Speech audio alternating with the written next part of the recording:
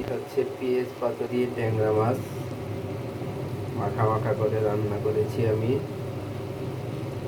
খেতে অত্যন্ত সুস্বাদু।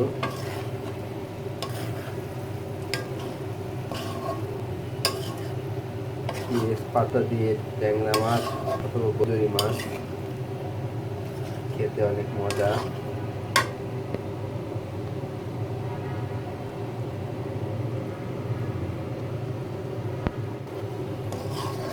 আমার মা রান্না করতো, তাই আমি এগুলো কালেকশন করে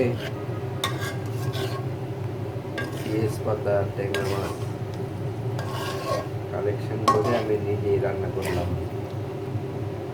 আমাদের ময়মনসিংহে বদুরি মাছ পাওয়া যেত, ঢাকায় এটা পাওয়া যায় না।